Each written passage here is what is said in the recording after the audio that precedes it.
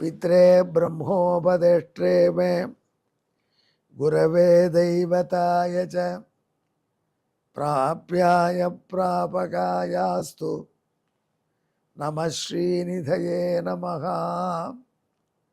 नमो वेंकटेशाय वेंकटतुरैवार्क्कु नमः।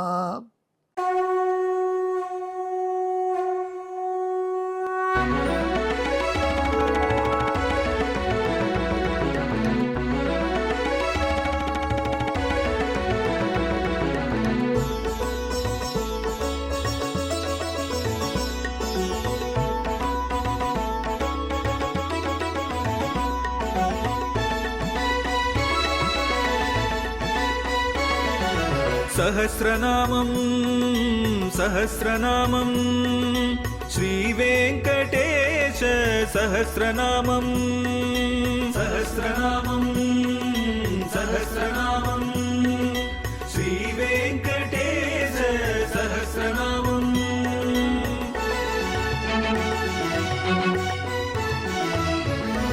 உலகில் கலிவினை தோஷம் அகற்றும் நாமம் சஹஸ்ரநாமம். உயர்வுகளை வாழ்வில் அளிக்கும் நாமம் சஹஸ்ரநாமம். திருமலையில் தினம் அர்ச்சனை நடைபெறும் நாமம் சஹஸ்ரநாமம்.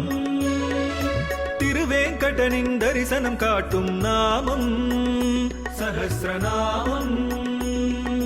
சகஸ்ரநாமம் சகஸ்ரநாமம் श्रीवेङ्कटेश सहस्रनामं सहस्रनामं सहस्रनामं श्रीवेङ्कटेश सहस्रनामं। நன்றி, வணக்கம் அன்பர்களே. இப்பொழுது நாம் திருவேங்கடமுடையானுடைய திவ்ய சஹஸ்ரநாமத்திலே 630வது திருநாமத்தை அனுபவிக்கப் போகிறோம். இந்த திருநாமம் இந்திரன் என்பது.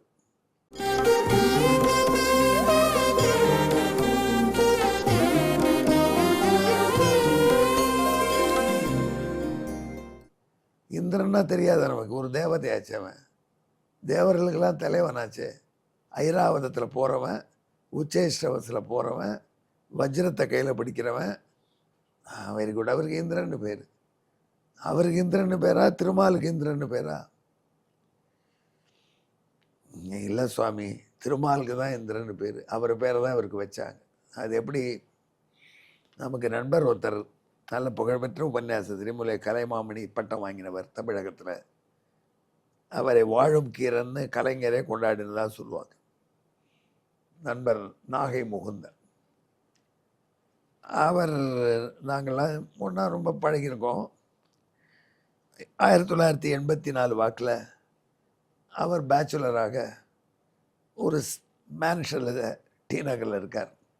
அவருடைய ரூம்மேட்டுக்கெல்லாம் இருப்பாங்க. நானும் அங்கே அப்படி சாயங்காலம் போய் ஏதாவது உபன்யாசத்து பக்கம் போகிறச்சு அந்த மேன்ஷனில் இறங்கி கொஞ்சம் ட்ரெஸ் எல்லாம் சேஞ்ச் பண்ணிவிட்டு உபன்யாசத்துக்கு பக்கத்தில் போவேன். அது ஒரு பேச்சுலர்ஸ் மேன்ஷன். அது வேறு, அதுக்கே உள்ள வாசனை அதெல்லாம் இருக்கும் அதில். அப்போ அவருடைய ஃப்ரெண்டு சொன்னார், நான் போய் நேற்று கீரனுடைய உபன்யாசம் கேட்டேன், எப்படி இருந்தது? இந்த நம்ம முகுந்தன் மாதிரியே சொல்கிறாருங்க அவர். சிரித்தேன். ஏன்னா முகுந்தன் தான் அவர் மாதிரி சொல்கிறார்.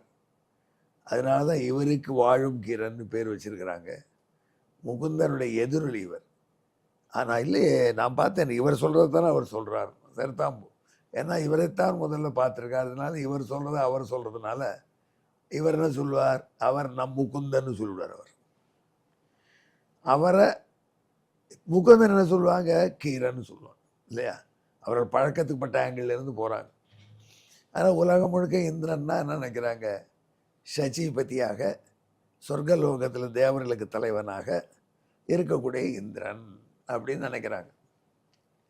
ஆனால் இந்திரன் என்பது அவனுக்கு கிடைத்த பெயர். இப்போ பொதுவாக நம்ம என்ன பண்ணுறோம், ஒரு குழந்தைக்கு பெயர் வைக்கணும்னா என்ன பெயர் வைப்போம்? கூடுமான வரைக்கும் எம்பெருமான் பெயரை வைக்க பார்ப்பான். அதனால் கஷ்யபருக்கும் அதிதிக்கு இந்த பிள்ளை பிறந்த உடனே இந்த பிள்ளைக்கு அவர்கள் இந்திரன் என்று பெயரிட்டார். இந்திரன் என்ற பெயரிடும் பொழுது கஷ்யபர் சொன்னார் அதிதி கிட்ட, எந்த இந்திரன் எம்பெருமான் இருக்கானோ நாராயணன் ரங்கேந்திரனா, ரங்கத்தில் இந்திரனாக, அவனுடைய அருளால் இந்த குழந்தை நன்கு வாழட்டும் என்று இந்திரன் பெயர் வச்சோம். இப்போ இந்திரனுங்கிற பேர் உண்மையிலே யாருக்கு ஏற்பட்டது? ரங்கேந்திரன், ஸ்ரீரங்கத்தில் உள்ள ரங்கநாதனுடைய பேர் அது. அத்தை தூக்கி என்ன பண்ணிட்டாங்க? தங்க பிள்ளைக்கு வச்சுட்டாங்க. இப்போ யாருடைய பெயர் இந்திரன்? உண்மையிலேயே இந்திரன் என்பது நாராயணனுடைய பெயர். அது ஓசியில் இந்த இந்திரன் சூட்டின்னு இருக்கான். இந்திரன்னா என்ன அர்த்தம்? இதி பரமேஸ்வரி, நிறைய செல்வம் உடையவன் அர்த்தம். அந்த பகவானை போல இவருக்கும் ஏதோ கொஞ்சம் செல்வம் இருக்கு. ஆனால் ஏதோ கொஞ்சம் ட்ரேஸ் இருக்கிறத வச்சு அவன் பெயரை இவனுக்கு சொல்கிறோம். உண்மையிலேயே அந்த பெயர் அவருடையது. இப்போ கருணாகரன் எனக்கு பெயர், என் பெயரை தான் வச்சுருக்காரு மதுராந்தத்தில் பெருமாள், அவர் பெயர் தான் நான் வச்சுட்டுருக்கேன். ஆனால் குழம்பு இப்போ கருணாகரன் பேர் தான் இருக்குது, நம்ம சுவாமி பேர் தான் இருக்குன்னு சொல்லுவாங்க. ஏன் இவ்வளோ தூரம் சொல்கிறேன்னா, ஒரு பெரிய டவுட் ஒருத்தருக்கு வந்துடுது. ராமாயணம் கேட்டார், என்கிட்ட வந்தார். இந்த இந்திரஜித்ரும் ஒருத்தர் தான் தெரியுமா உமக்குன்னார். ஏன் ராமாயண உபன்யாசம் விட எனக்கு தெரியாதா? ராவணனுடைய பிள்ளை. அவன் பிறக்கும் பொழுதே மேகம் மாதிரி முழங்கிட்டு போகிறதுனால மேகநாதன் பேர். இதுதான் அவன் பேர், மேகநாதன். மேகம் போல் நாதம் விட்டான், மேகம் போல் முழங்கி கொண்டு பிறந்தான், கொடையிடை குமரன்கிறாங்களே, அது மாதிரி வந்தான்.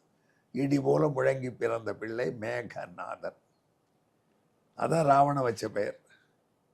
அந்த மேகநாதன் பெரிய ஆளாய் அவன் சொர்க்கத்தையே முற்றுகையிட்டு தேவேந்திரனையே யுத்தத்தில் ஜெயிச்சு இந்திரனை கொண்டு வந்து ஜெயிலில் போட்டான். அதனால் அவனுக்கு இந்திரஜித் அப்படின்னு பட்டம். இந்திரனை ஜெயித்தவன் இந்திரஜித்.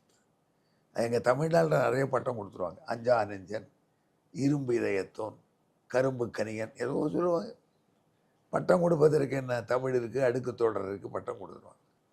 அவரை இரும்பு நெஞ்சன்கிறவர் யாருக்கு பேர்னா, ஒரு தலைவர் இருந்தார். அவர் எனக்கு தமிழுக்காக போராடுறேன், அதுக்காக நான் ஓடும் ரயிலடியில் படுக்கிறேன், என் உயிரை கொடுக்கிறேன்னு ஒரு தண்டவாளத்தில் போய் தலை வச்சு படுத்துட்டார். எல்லாரும் ஃபோட்டோ எடுத்தாங்க, அவங்களாம் போட்டாங்க, ரெடியாக இருக்கார். வரட்டும் ரயில் தலை மீது ஏறட்டும், ஒரே கூட்டம். அப்போ என்னன்னா 7 ரயில் போயிடுது, இவர் தலை பத்திரமா இருக்கு. அப்புறம் தான் பார்த்தா ரயில் போகிற தண்டவாளத்தையே தலை வைக்கல இவர். ரயிலே போகாத தண்டவாளம், அது பக்கத்தில் உள்ள ஃபேக்ட்ரி ஒன்றும், அந்த ஃபேக்ட்ரியில் ஏதாவது சிமெண்ட் உற்பத்தி பண்ணுற ஃபேக்டரி, அதில் என்ன பண்ணுவாங்க, சில சமயம் நிறைய சிமெண்ட் அங்கேருந்து போகணுன்னா நேராக ரயில் கூட்ஸ்லேயே ஏற்றிடுவாங்க. அதுக்கு அந்த ஃபேக்ட்ரிக்குள்ளேயே அந்த கூட்ஸ் வண்டி போகிறதுக்கு ஒரு தண்டவாளம், அதில் என்ஜினும் ரயிலும் எப்போவாது வாரத்துக்கு ஒரு நாள் போகும். இவர் படுத்தார், 2 நாள் ஆச்சு, ஒரு ரயில் வரல. அவர் என்ன சொல்லிட்டாங்க, இரும்பு நெஞ்சான், இருப்பு பாதையில் இரயில் பாதையில் படுத்த இரும்பு நெஞ்சன் அப்படின்ட்டாங்க. இப்படிலாம் பட்டம் கொடுக்கறதுக்கு எல்லாரும் காத்திருக்காங்க. அதுக்காக அந்த பிள்ளையாண்டானுக்கு இந்திரஜித் அப்படின்னு பட்டம் கொடுத்துட்டான். இந்திரனை வென்றவன், இந்திரனை வென்றான் எங்கள் இளவரசன். ஆக அதில் இருந்த இந்திரனுக்கு நடுக்கும் இந்திரஜித்தை கண்டான். மேகநாதன் என்கிற பெயரே மறைந்து போய் இந்திரஜித் என்கிற பெயரே பிரசித்தம் பண்ணி. மேகநாதன் சொன்னால் உங்களுக்கு புரிஞ்சிருக்காது. இத்தனை நான் சொன்ன பிறந்த ஓஹோ மேகநாதன் தான் ராவணனுடைய பிள்ளைக்கு இயல் பெயராக நீங்கள் நினைப்பீங்க. அந்த இந்திரஜித்தை லக்ஷ்மணன் 21 நாள் போரை செய்து கொன்றார். உண்மையிலே ராவணனை கொன்றதே அதிசயம் இல்லையாம். இந்திரஜித் அவனை விட திறமையான வீரன், அவனை கொன்றது தான் பெரிய காரியம் என்று ரிஷிகள் ராமன்ட்டே சொன்னார். நீ என்னையா பரிசு கொடுத்த, ராவணன் கிழமை அடித்த அவன் இந்திரஜித்தை யௌவனத்தில் உள்ள இந்திரஜித்தை வென்ற லக்ஷ்மணனுடைய வீரன் தான் வசதி. அதனால தான் மகாபாரத பொருள் அடிக்கடி என்ன சொல்லிப்பாங்க, வீரர் சண்டை பிடிச்ச, டேய் இந்திரஜித்தை அடித்த லக்ஷ்மணன் மாதிரி அடிக்கிறேன்னு, யாருமே ராவணன் அடித்த ராமன் மாதிரி சொல்ல மாட்டாங்க. அப்படி ஒரு இந்திரஜித் லக்ஷ்மணன் உயர்ந்த ஒரு ஜோடி. அந்த 21ஆம் நாள் போரில் இந்திரஜித்தை அழிப்பதற்கு லக்ஷ்மணன் இந்திராஸ்திரம் போட்டு கொண்டார். ஏன் இந்திரனையே ஜெயிச்சவன் இந்திராஸ்திரம் கொல்லுமாங்கியாவது? இதுதான் எனக்கு பெரிய புதிராக இருக்குது அப்படி நம்ம நண்பர் கேட்டார் என்கிட்ட. நல்ல கேள்வி தானே. இந்திரனையே ஜெயித்தவன் ராவணன், அவன் அழிக்கிறதுக்கு இந்திரனுடைய மந்திரம் சொல்லி அடித்தா போவானா? அதான் எனக்கு சந்தேகம். நான் சொன்னேன், ஐயா அங்கே போட்டிருக்கிற இந்திரன் இந்த இந்திரன் இல்லை, அது ரங்கேந்திரன், அசல் இந்திரன். அந்த இந்திரன் மாதிரி கொஞ்சம் விட்ட பண்பு இருக்கிறதுனால இவனை இந்திரன்கிறாங்க. இது கவரிங் இந்திரன், அது அசல் இந்திரன். அதை 24 கேரட் தங்கம் எங்க கவரிங் கேடல் 400 ரூபாய்க்கு தங்கம் வாங்குறாங்க. இப்படி போடுறாங்க சார், இதை போடுறீங்களா சார், இது எதுக்கு சார் இவ்வளோ லட்சக்கணக்கில் போட்டு வெளில போகிறீங்க, ஆபத்துங்க உங்களுக்கு, 1000 ரூபாயில் உங்களுக்கு இதை விட மினுக்கக்கூடிய காப்பு தரேங்கிறாங்க. கொடுத்தாங்க, போட்டிருக்கு, அதுவும் இருக்குது. 1000 ரூபாய் தான். இதுவும் தங்கம் காப்பு மாதிரி தெரியும் தூரக்கம் பண்ண, இது தங்கம் இல்லை.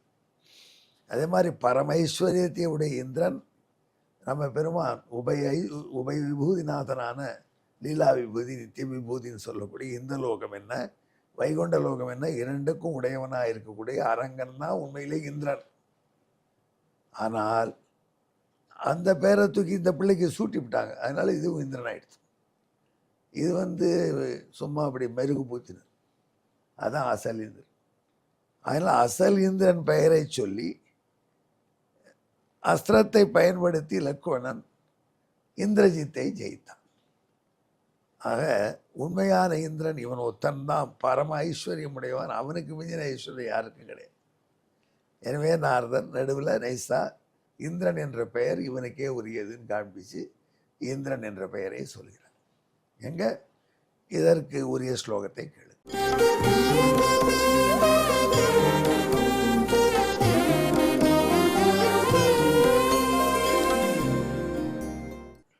स इंद्रजित् हन्तहतोऽथ युद्धे इंद्रास्त्रतो लक्ष्मणतो न चित्रं गौणेन्द्र जेतासनमुख्यमिन्द्रं जेता विराद्रिकिल मुख्य இந்திரகா. உண்மையான இந்திரன் யாரு? சாட்சாத் பரம ஐஸ்வர்யசாலியான அகிலாண்ட பிரம்மாண்ட கோட்டி நாயகனான பத்மாவதி காந்தனான ஸ்ரீனிவாசன். ஆகையினால் அன்பர்களே, அவனை இந்திரன் பெரிய செல்வத்தை உடையவன், இந்திரனும் உன் செல்வத்துக்கு ஏலான்னு சொல்லக்கூடிய செல்வத்தை உடையவன் இந்த இந்திரன் என்று நாம் ரசித்து வணங்கி மகிழ்வோமாக. இதற்குண்டான தமிழை கேளுங்கள்.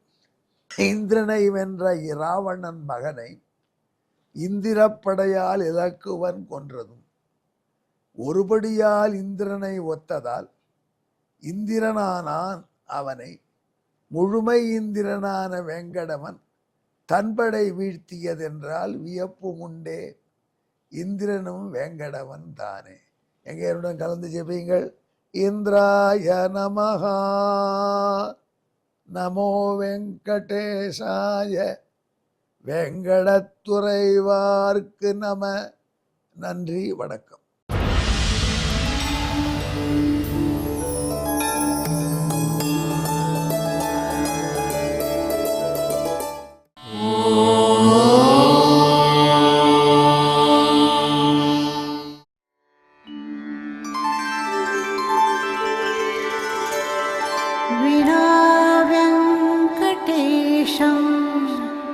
ननाथो ननाथः सदा वेङ्कटेशं स्मरामि स्मरामि.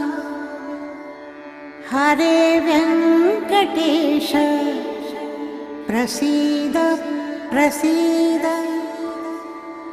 प्रियं वेङ्कटेश प्रयच्छ प्रयच्छ.